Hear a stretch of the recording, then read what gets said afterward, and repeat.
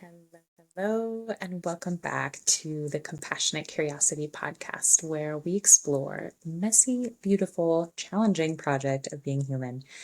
And here we invite compassionate curiosity into every conversation, not to judge or fix, but to explore with openness and intention. Together, we dive into body image, food and movement patterns and behaviors, and the stories that we tell ourselves about worth, acceptance, and identity. We share tips, tools, and reflections from lived experience to support and inspire your journey forward, guided by curiosity and grounded in compassion. I'm your host, Rachel from Tranquilo Ball Wellness, and I am a family nurse practitioner, a women's wellness coach, a yoga teacher, and a meditation and mindfulness teacher.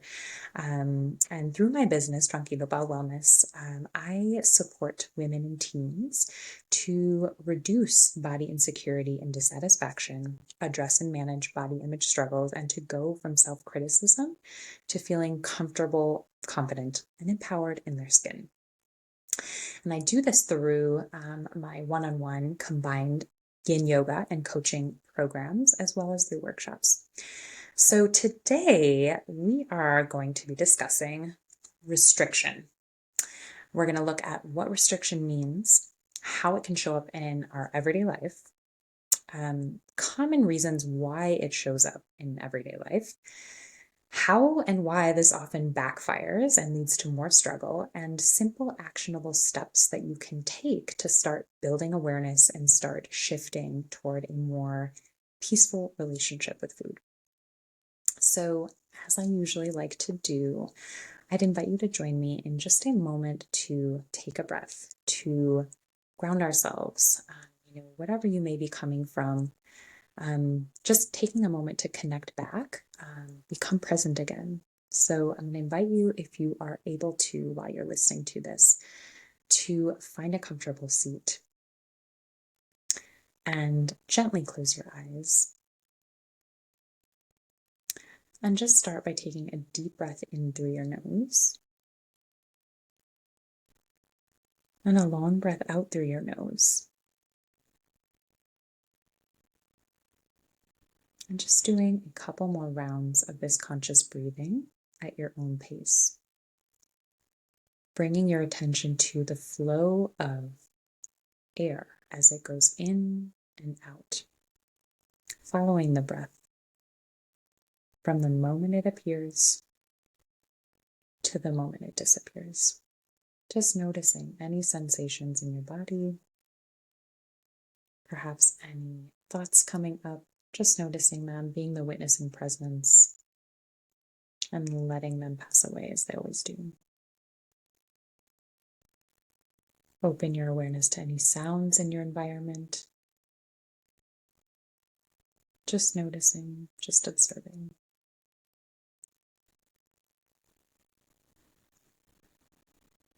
And let's take one more deep breath in through our nose. And a long breath out through our nose.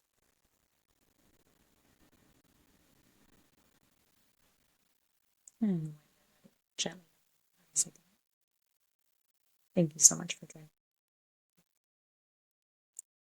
So, start this episode by acknowledging that food, body image, restriction, these can be very sensitive topics. So I want to emphasize that this conversation isn't about judgment or blame or criticism, more so about bringing gentle curiosity into the picture, self-reflecting from that space.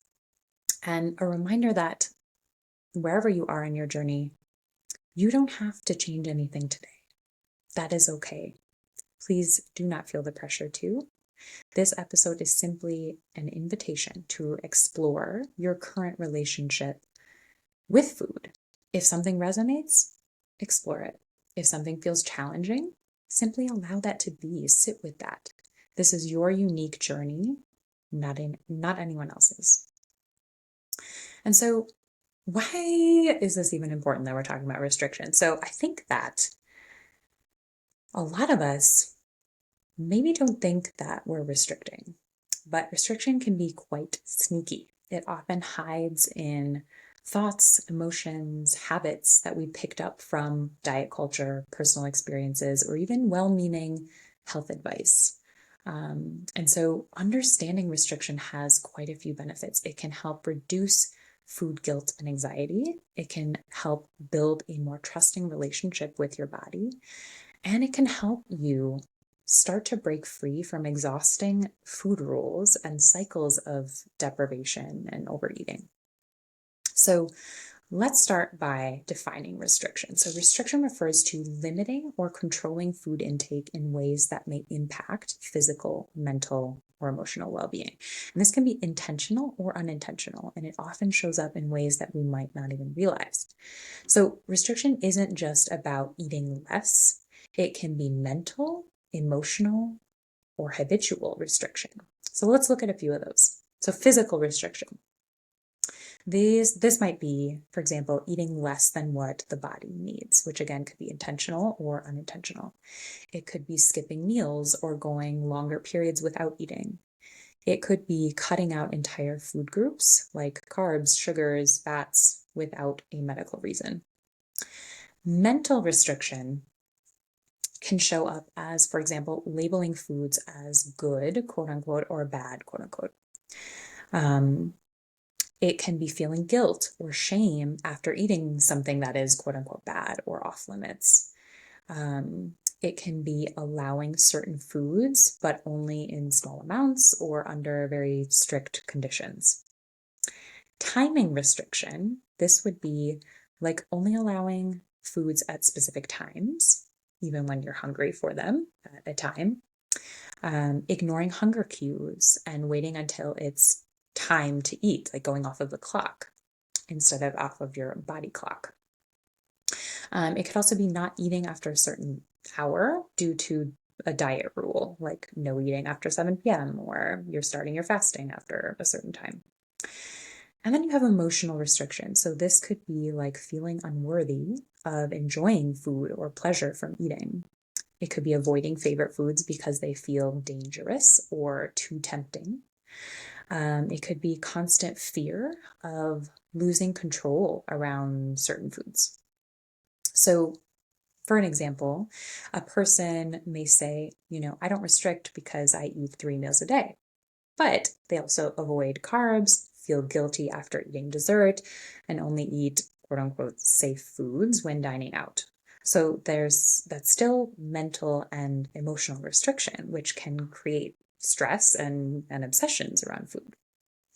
So related to this, I would love to invite you to engage in a few reflection prompts. And again, this is to be done through a compassionate, curious lens, non-judgmental, right? We are gathering information here, and that is really all we're doing. We are building awareness around this. So I invite you to reflect on the following questions. Do I have rules about what, when, or how much I eat? How do I feel when I eat something that I didn't plan to eat? What foods do I avoid and why? And do I trust my hunger cues or do I override them? So I want to share with you a bit about how restriction has shown up in my life. So when I was in the very early stages of my recovery from my disordered eating, I was absolutely engaging in all of those types of restriction. So, for example, physical restriction, one of my food rules was that I was not going to eat added sugar during the weekdays. I was also not going to have any white flour products during the week. Timing restriction wise, I told myself that it was a rule that I was not going to eat in the morning hours. And those almost always prompted a mental and emotional restriction. So those were often driven by what I had labeled as good foods or bad foods. And then absolutely felt that when I did eat those foods, I felt guilt and shame and disgust and was this never-ending cycle. So that's kind of how that showed up for me. And it wasn't until I started asking myself these questions and getting the support I needed to start challenging these. Like, where did these come from? Is this true? Do I want this to be true? What is this based in? Right? Um, so let's look at now 5 common reasons why we might restrict. So, number 1 is fear of weight gain or the desire for control over your body size. So, I think a lot of people think that restricting food will help them lose weight or maintain a certain body shape. And this is often rooted in societal beauty standards, past experiences with body shaming, or pressure from family, media, health professionals. And so food can feel like one of those things that we can control in a world that feels very unpredictable. So some questions to reflect on with this particular reason. Have I internalized the idea that thinner equals better? Do I believe my worth is tied to my body size? Have I ever restricted to feel a sense of control in other areas of my life? Reason number 2 is fear of losing control around food. So I think a lot of us think that if we don't restrict, we're going to binge or overeat indefinitely. And diet culture promotes the idea that we have to control food instead of trusting our bodies. And the irony behind that is that restriction often causes or leads to binging, which reinforces the fear of losing control again. So some questions to reflect on with this one is, do I fear that if I allow all foods, I'll never stop eating them? Where did I learn the idea that my body can't be trusted? Reason number 3 is learned diet rules and misinformation. So many of us follow unconscious food rules that we picked up over time. Carbs make you fat, sugar is toxic, skipping breakfast helps with weight loss. These rules often come from, diet trends, social media, or well-meaning but perhaps misguided advice. And so some questions to reflect on with this would be, what food rules do I follow without questioning? And have these rules actually made me healthier or just more stressed around food? Reason number 4 is associating food with morality. So the good versus the bad eating. So many of us feel that, we feel virtuous when you eat clean, quote unquote, and guilty when you eat, quote unquote, junk food. So this mindset leads to shame, anxiety, and restriction cycles. The thing is, food isn't a moral issue, but we've been conditioned to see it that way. And so some questions to reflect on with that would be, do I judge myself based on what I eat? Do I feel good when I eat a salad and bad when I eat a cookie?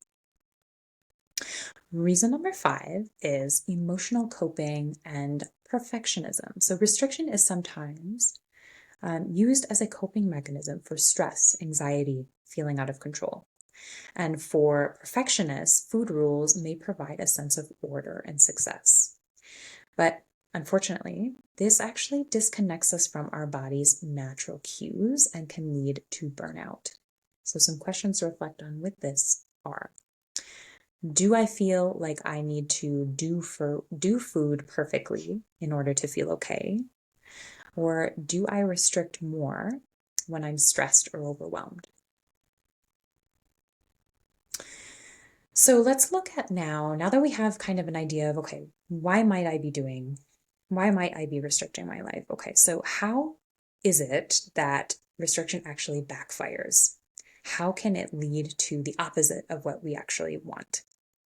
Let's look at a few different reasons of how this backfires. So restriction actually tends to increase food cravings and obsessions. So the more that we tell ourselves we can't have something, the more we want it. And there's been, some studies that show that when people try to cut out certain foods, their cravings for those foods actually increase. And this can lead to preoccupation with food, constant thoughts about eating, and feeling out of control when you eventually eat that restricted food. So An example of this would be like, have you ever told yourself that I can't eat chocolate, only to find yourself thinking about it nonstop? So the problem isn't chocolate, it's the feeling of deprivation that makes it more desirable. And so a way to reframe this could be that allowing all foods in a balanced way can actually reduce cravings and food obsessions. Number two, how this can backfire is that restriction often leads to overeating and binging. So when we restrict, the body and brain perceive it as starvation. So it fights back by increasing hunger hormones and the drive to eat. And then this often can lead to overeating, feeling out of control, or binging. And after binging, it's very common for us to feel guilty and return to restriction, which reinforces a binge restrict cycle. So like, for example, if you avoid all carbs all week, your body will eventually demand them. It needs carbs for energy. And this leads to intense cravings, loss of control, and eating, large amounts in one sitting. So a way to reframe this would be that eating enough consistently reduces binge urges. And food freedom, in that sense, actually prevents loss of control. Okay, so the third reason why restriction can backfire is that it disconnects us from our hunger and fullness cues. So when we override hunger for too long, our body actually stops giving clear hunger signals. And this makes it harder to tell when we're actually hungry or actually full, which leads to eating based on rules rather than body cues. And it's very common for when that's the case for someone to say, like, I don't even know when I'm hungry anymore. That may be what's going on. And tuning back into hunger and fullness takes practice, but it is absolutely possible. Reason number 4 is restriction tends to increase stress and anxiety around food. So constantly worrying about what to eat, when to eat, or how much creates mental exhaustion and anxiety. So instead of food being a source of nourishment and enjoyment, it actually becomes another stressor in our lives, and can create quite an emotional toll. Like, for example, when you eventually do eat that restricted food, feelings of shame, guilt, or out of control can be super common. And so, an example of this, if you've ever felt stressed before a meal, anxious about eating at a restaurant, or guilty after eating, restriction is what may be at play here. And so a reframe of this would be to really connect that food shouldn't feel like a math equation or a moral test, right? Your body's designed to regulate food naturally when given enough trust and nourishment. So this is not a question of willpower or self-control. It's a biological and psychological response to restriction. You are not failing. Your body is actually trying to protect you from deprivation. And reason number 5 of how restriction can backfire is that it often leads to fatigue, mood swings, and health issues. So not eating enough equals less energy for your brain and your body. And this can lead to fatigue, irritability, brain fog, and even long-term health consequences like hormonal imbalances, digestive issues, weakened immunity. And so it's really common for folks who restrict to feel tired all the time, assume it's normal, and don't necessarily connect that to undereating. So to wrap up that section, restriction is usually rooted in good intentions, right? We're wanting to take care of our health. We're wanting to have control. We want to feel good in our bodies, but the thing is that it often leads to the opposite of what we want, causing more cravings, more stress, binging, and emotional distress. And so healing isn't about giving up on health. It's about choosing trust, balance, and nourishment over fear and control. So if throughout this podcast you have noticed that, yeah, I think actually I am restricting in some areas of my life, What can we do about it? Let's look at 4 practical, compassionate steps to start shifting away from restriction and toward a more peaceful relationship with food. So, one tool that we can try here is keeping a non-judgmental, compassionate food and thought journal. So instead of tracking, calories or macros, I'd invite you to jot down, what did I eat today? Did I have any restrictive thoughts about it? And how did I feel physically and emotionally? And the goal here isn't to change behavior immediately. We are here at this stage to observe patterns in a gentle, curious way. Method number 2 is to start to notice your shoulds and rules around food. So anytime you catch yourself thinking like, I shouldn't eat that, or I can't have that, pause and ask yourself, where did this rule come from? What would happen if I challenged it? And would I say this to a friend?